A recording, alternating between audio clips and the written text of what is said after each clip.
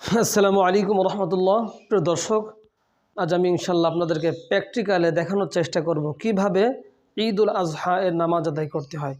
যেহেতু আমরা বছরে দুইটা ঈদ পাই, একটি হচ্ছে ঈদ উল ফিতর, দ্বিতীয় নম্বর হচ্ছে ঈদ উল আজহা। যেহেতু বছরে দুইবার পড়া হয়, আমাদের অনেক সময় জেহেন থেকে সরে যায়। এজন্য আমরা প্রথমে নিয়ত করব।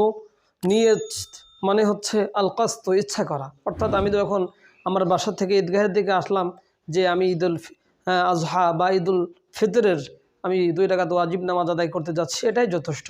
কিন্তু এরপরে উৎসব হচ্ছে এই কথাটাকে মুখ দিয়ে উচ্চারণ করা যে আমি ঈদ উল আজহার 2 রাকাত ওয়াজিব নামাজ এই ইমামের পেছনে অতিরিক্ত 6 তাকবীরের সহিত আদায় করতেছি, আল্লাহু আকবার। তো এতটুকু নিয়ত করলে যথেষ্ট। তো এখন আসুন আমরা প্র্যাকটিক্যালি দেখি কিভাবে নামাজ আদায় করতে হয়। তো এর আগে আরেকটা কথা বলে রাখি, সেটি হচ্ছে ইমাম সাহেব যখন প্রথম তাকবীর দিবে, এই প্রথম তাকবীরকে বলা হয় তাকবীরে তাহরিমা। তো তাকবীরে তাহরিমা বাঁধার পরে নামাজের যে সানাটা আছে আমরা সেই সানাটাই পড়ব। প্র্যাকটিক্যালি দেখানো হবে ইনশাল্লাহ আপনাদেরকে। এরপরে ইমাম সাহেব অতিরিক্ত 3টা তাকবীর দিবে এবং তৃতীয় তাকবীরে যে হাত বাঁধবে এবং সূরা কিরাত মিলাবে।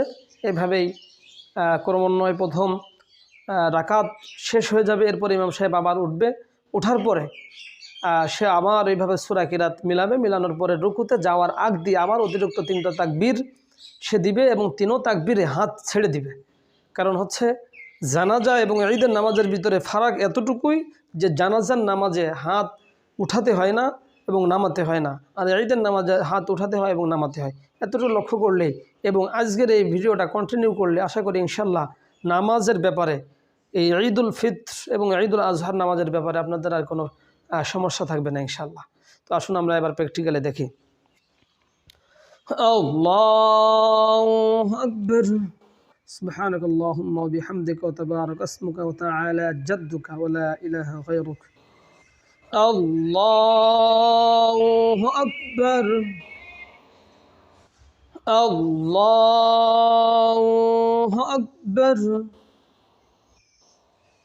الله أكبر. الحمد لله رب العالمين الرحمن الرحيم مالك يوم الدين إياك نعبد وإياك نستعين اهدنا الصراط المستقيم صراط الذين أنعمت عليهم غير المغضوب عليهم ولا الضالين. وقال الذين كفروا لا تسمعوا لهذا القرآن والغوا فيه لعلكم تغلبون فلنذيقن الذين كفروا عذابا شديدا ولنجزينهم أسوأ الذي كانوا يعملون. الله أكبر.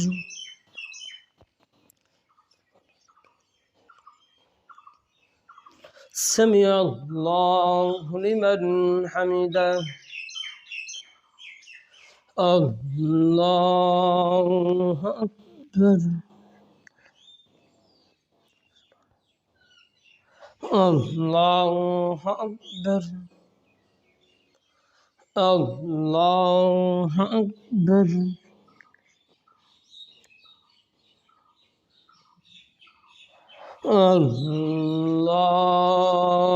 الله أكبر.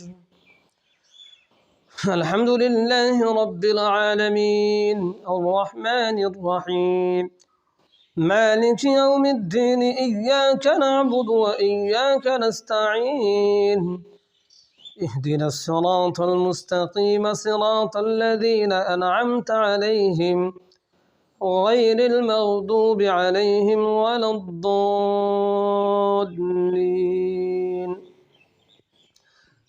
لولا أن تداركه نعمة من ربه لنبذ بالعراء وهو مذموم فاجتباه ربه فجعله من الصالحين وإن يكاد الذين كفروا ليزلقونك بأبصارهم لما سمعوا الذكر ويقولون إنه لمجنون. الله أكبر. الله أكبر.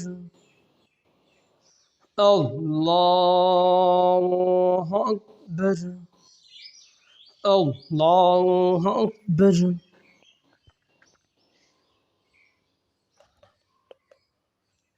سمع الله لمن حمده الله أكبر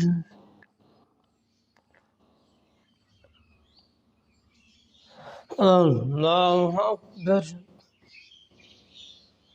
الله أكبر الله أكبر